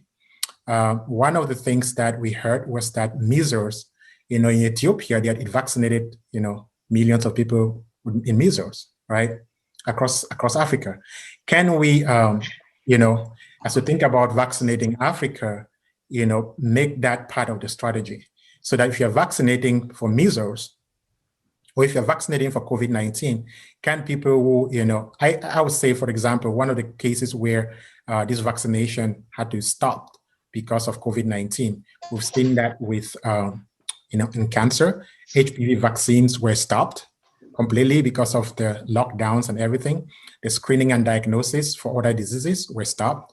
And now that things are opening up and we're thinking about vaccinating, we should really consider, integrating these approaches, seeing where it may not work for every situation, but there may be situations where integrating a vaccination for measles with that of, COVID-19 or cancer, HPV for HIV would really be helpful. So thinking about a broader strategy as to think about the short term. I would say this because preventive care is the really important part of how Africa can really save lives. A recent Lancet paper showed that in the United Kingdom, because of the late diagnosis, we're going to get like a 15% surge in cancer deaths because of that, for breast cancer, for lung cancer. And we've also done a study with Africa, and we see that because of that shutdown, there's going to be a huge surge in other deaths. So think about the fact that COVID has a recovery rate of above 90%, right? So you may be having a lot of deaths coming from other indications, not necessarily COVID, because of COVID-19. So indirectly because of that. So we need to think about a much broader strategy as we think about this. Now, the last thing I will say is that we also want to have a longer term strategy. Dr. Kashala mentioned the difficulty with, that in about 20 years, we may not be able to get all of that. But what we need to do is not invest in that now, okay? Because we really need the research infrastructure in Africa to invest in that so that we can have our own Serum Institute. Right, so because viruses happen every 5 years, approximately, right? So we had Ebola, before that we had the swine flu, and then we had the first SARS-CoV virus. So you're gonna get this every once in a while, okay? So we need to start preparing for what's gonna happen 5 to 10 years from now. And we need to invest in the research and the infrastructure that can actually make Africa be able to develop their own vaccine. I agree. Because you're right, this is not going to be the last pandemic. And, Africa has to be self-reliant and develop the right infrastructure to respond. Now, my next question was for Dr. Calvin, but I've been told that he has a little, urgent situation to take care of and will be rejoining us at some point. So I'll pose this to Dr. Saphya Daudu. It's a question, a Q&A, question that was posted by one of our participants. And it says, can African countries leverage on the experts in the diaspora, identify them in order to contribute? Can we leverage in existing capacities such as Institut Pasteur in Dakar with capacity of manufacturing a yellow fever vaccine? Can we leverage on tech transfer? I'm also from DRC Congo, but I am working in major brand name vaccine in Toronto and Europe. It's a pretty long question, but I will just stop it there. I'd like Dr. Saphya Daudu to answer now. Because he mentioned DRC, I'd like Dr. Kashala to chip in as well. Okay. Thank you so much, Patricia. Maybe probably more positive than Dr. Kashala on what can happen on the ground. And as being a member of the diaspora who works and my company is actually both here and on the ground in Africa. I think there are two issues that I think are really important. I think on the issue of technical capacity, I think it's very important at the different levels that have been mentioned, whether basic education, at university, public health, on the continent, we need to develop strategies to build human capacity on the continent. However, we also need to figure out how to use the capacity outside the continent innovatively. One of the things or the side effects of the pandemic is actually this conversation we are having on Zoom. All of a sudden, it's much easier to share ideas. I mean, you can do virtual reality. There are lots of different technologies that both involve both physical and virtual ways to share. And I think other parts of the world have used the diaspora effectively. The Israelis have, and the Indians have, the Chinese have. So I see no reason why we can't and why we shouldn't, especially at this critical time.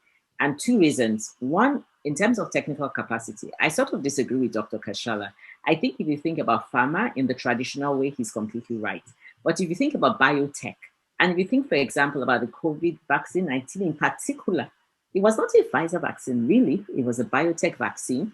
AstraZeneca was really Oxford that did the research. Moderna had never done any vaccine before until they had this. So, it was really the new cutting technology. And for cutting technology, you need much more human capacity than actually the sort of large buildings and infrastructure. And if I was, from the African point of view, I think we should be thinking of leapfrogging. We've done this in fintech. African fintech are world-class. We can do this in biotech.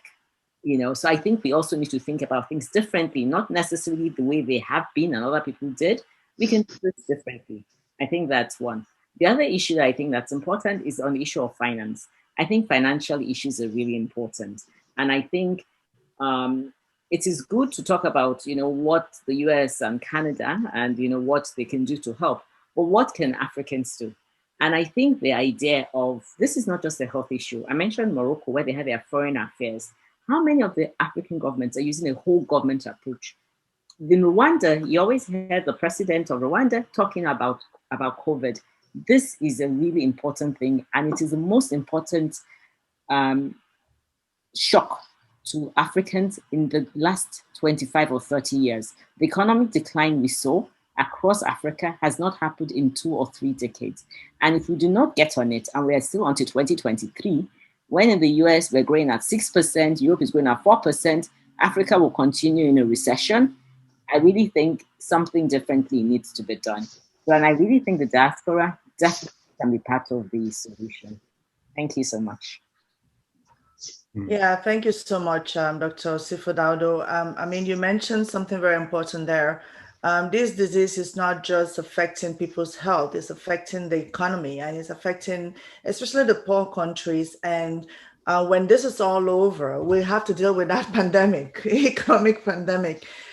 So I would like to ask Rebecca Boyer, to what do you think can be done to kind of limit the intensity and effects that's financially on these economies? Because I think what Africa needs to do after this is to develop its healthcare system and infrastructure. But if there is a bad recession, then that would be a big issue. What have you to say about this?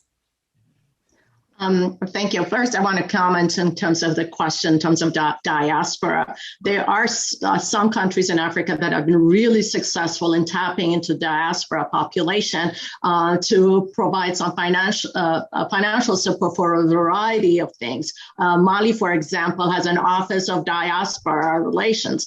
Ethiopia has diaspora funds for many things, including the dam that's been built. So it is a really important source of not only financial funding, however, it's also a really great source for human resource, for expertise. So it's very important to do that. In terms of the economic burden, I mean, we've seen a loss of 1 to 2% GDP decrease in Africa, and hopefully we can overcome that. We're fortunate to have funding from or support from World Bank and IMF and G20 that have provided millions of dollars of support, but also forbearance. And then there's various countries that are really innovative in their financing and support for their population. For example, Ghana provides no tax for their healthcare workers. That's a break. Provides incredible insurance for their public health professionals. They have actually eliminated electric bills and water bills for the poor, and then 50% for those that have the means, and also for businesses. But it really requires us thinking more strategically in terms of how can we mitigate the economic impact of this and have a conversation between public health professionals and bankers at a local level, but on a regional level, including African Finance Group, the TDB Group. And then we have about $250 million was announced that is coming through African Finance Group through this US funding. So how can countries be really innovative and thinking strategically, not in isolation government thinking, but really in concert with financial institutions at the local and regional level? And it can be done. And those are some of the things that we need to do to mitigate the economic impact of COVID. Okay. Yeah, thank you so much. I was going to ask Dr. Kashala to chip in on the last question about the diaspora's involvement. If you could do that, sir. Yeah, just briefly, thank you so much. I think the diaspora has a role to play in the national development for many countries. The reason is that we had the brain drain wave. A lot of best people went outside of the country to never return again. So what a number of other countries have been doing, including DRC, is to put together a package or a plan on how to best incentivize the diaspora so they can come back home. And we've seen some good results. DRC, for instance, Dr. Muyembe, Professor Muyembe, who is one of the guys who worked on Ebola vaccine. He's one of the co-developer of Ebola vaccine. He's a guy who was trained in Belgium. He's a good friend of mine. He's now in DRC. He's the head of biology and microbial and virology research, also good advisor to the country, but also to NIH, for instance. Diaspora, they have a place. I'm a diaspora from DRC, right? So I'm in the United States here for some reasons. Of course, I want to go back to my country. I want to make sure that they have all the necessary tools when I'm there as a physician and scientist, or I can do my job, but I have all the plans, as you introduced me, you said during your introduction. But I want to just briefly come to one of the key problems we have here. As we speak, I'm advising the presidency of Botswana and Botswana. I'm talking directly to Moderna, because the founder of Moderna, Dr. Bob Langer, is a friend of mine, because these countries, Botswana wants, Ghana wants a vaccine, etc. So they want to get the vaccine. What are the problems for African countries? The problem is, the most important problem, I think, is money. It's money.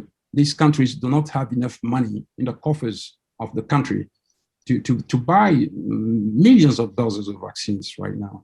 So what we've been doing now is to say, if we go through the COVAX mechanism, there are a lot of bureaucracies.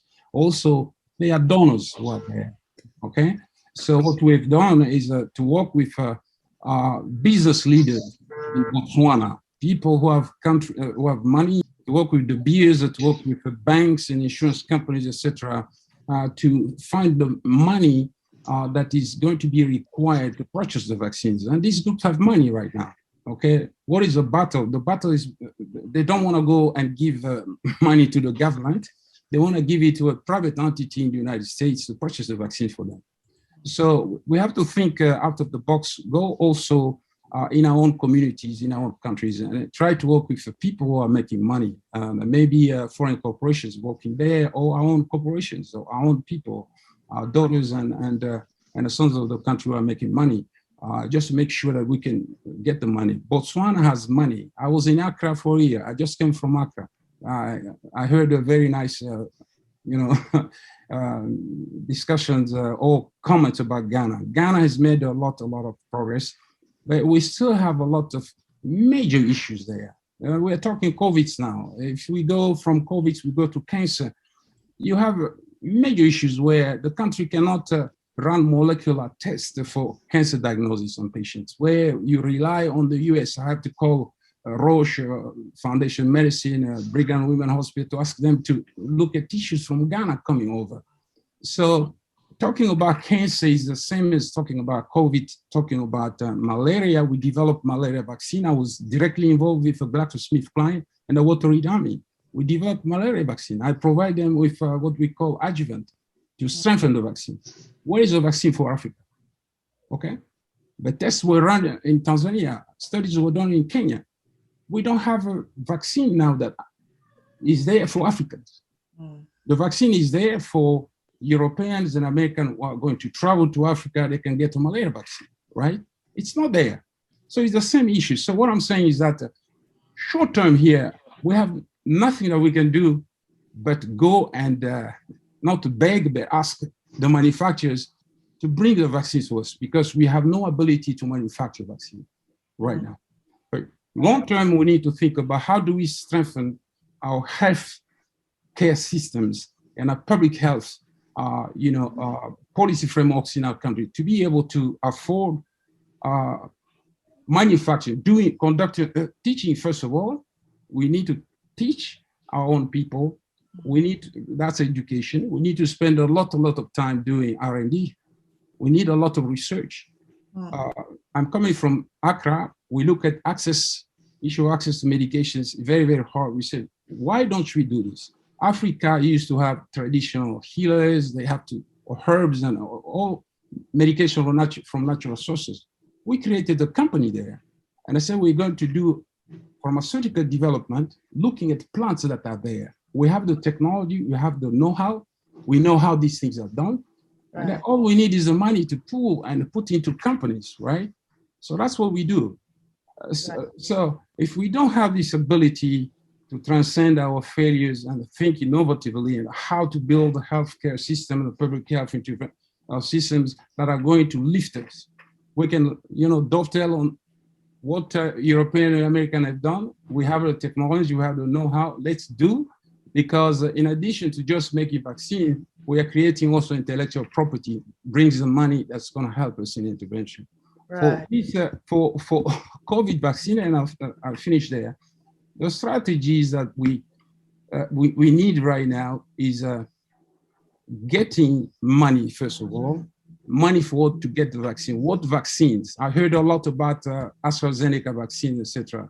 So it's not an easy thing to say, let's just get AstraZeneca vaccine for Africa. Why is FDA in the United States putting a halt and say, we're going to study, we're going to see? Okay, so what I'm saying is that let's work with donors, let's work with our own people in our own countries, let's work with our own governments. We don't need to go for everything to go to WHO and the COVAX to get the vaccines. We can get these vaccines when we have private donors or private donors from our own countries have money they can give to our own government or find out the mechanism, and then we can talk to manufacturers. We know these folks. Give us the vaccine, right? So that's what I think we can do. This is what we are doing for Botswana. We're going to do for Namibia exactly the same. Okay. Yeah, thank you so much, Dr. Kashala. And I say that you're my president, I mean, you're doing a great job and keep doing what you're doing. It's really impressive. Thank you so much. Now, we'll just be able to take one more question. Unfortunately, time is never, our friend when we're having meaningful conversations. But the next question is talking about our healthcare force in Africa. I know, Boyer, you did mention, Repka mentioned a little bit about that. Now, it's saying, how do we ensure that health workforce, including the public health professionals, are prepared, compensated, and have access to equitable, affordable education and continuing education that's sustainable locally? Because what happens is that a lot of the healthcare professionals who want to advance in certain areas, as Repka said, they don't have advanced training for them, and they end up traveling overseas, and some of them do not come back, and that kind of increases the brain drain issue. And I'm glad we're back on the subject, and the subject of building infrastructure is really important. And part of that is the public health, advanced education for public health. But it's not only that, but really building the capacity of these institutions of higher education to have a research facility that's up to par on an international level. It's really sad that in the whole continent, we have 5 countries that are producing vaccines, and that's Egypt, Morocco, Tunisia, Senegal, and South Africa. And I really support all the effort regarding the vaccine and building the infrastructure for that, along with strengthening the institutes of higher education. That's how we also strengthen the healthcare workforce and get the necessary support to really grow in the field and be able to address our health, important health priorities that we have in the continent. And money is one factor, but it's really strategic thinking across all sectors to identify and prioritize our spending and prioritize our health priorities, and think about healthcare financing and really engage the bank community, because we have not been really effective in engaging the development banks or our regional banks in the effort of addressing our health priorities. They're getting into that, they're doing that, and we need to engage them more, but COVID has been instrumental in that. I just want to thank you, Repka, for those comments, and also thank Dr. Egbe Osifo-Daudu, Dr. Oscar Kashaler, Dr. Wilfred Ngwa, Dr. James Calvin, who joined us but unfortunately had an emergency to take care of, and our keynote speaker for today, Dr. John Nkengasong, who is the director at CDC. I'd like to thank you all for joining us. I always love to know where people joined us from. So if just kindly just say where you're joining us from in the chat, that would really be wonderful. But before we go, I'd like to call on a very special individual. I have a lot of respect for this man. He is actually the president of Constituency for Africa, Melvin Foot. Thank you very much, Patricia. First of all, it's been a very rewarding conversation today. There was almost too much information, And first of all, I wish you could also call me Dr. Melvin Foot. Dr. Melvin Foot. I'll get it straight here. I want to thank the Africa Trade Desk, AfroGlobal TV, Patricia Maurer, and allAfrica.com, who really worked closely with us to put this together. I also want to thank my good friend, Dr. John Nkengasong. I was invited to the Africa CDC at their launching in 2017.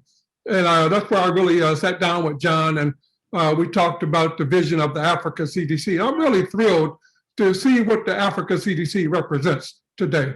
They do represent an institution that really gets it.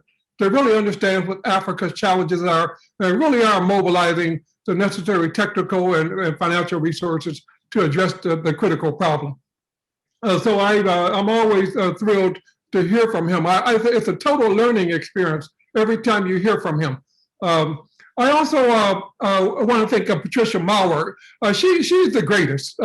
She's her and her family are wonderful people, totally professional and totally committed to the diaspora. One of the things I like about these programs is that all of the experts here are of African descent. Now they're African Americans, Afro-Canadians, or Africans on the ground in Africa. At least we're hearing what African people think about Africa. And I think that should not go unknown. I can already see a need for a follow-up to this forum. And I'm thinking already the CFA Ronald H. Brown African Affairs Series within September. Maybe we do it then. But we need to pull in groups like the National Medical Association, the Nigerian Association of Physicians, People-to-People Network of the Ethiopian Health Community, and other groups that are working, that are talent here in the diaspora, and maybe we can help to make sure that talent is better focused and better supportive of what's going on the continent. So I have many questions myself. The one question I want to throw out there, I know I'm not going to get an answer to, how is Africa prioritizing Africa? In other words, you got places like in Nairobi, Kibera, which is the largest slum. Is that the priority in Kenya? And all the other countries in Africa also got priority communities that are not funded. Africa lost a lot of health professionals and political professionals. The president of Tanzania, all across the continent, we're hearing about senior officials dying from COVID, partly because the borders with Europe are closed. You can't fly to Europe to solve the problem, so you got to solve it in Africa. And the health systems in Africa, we all know have been weakened and have not up to snuff. So Africans, for the first time, are seeing what help is being delivered on the continent is like.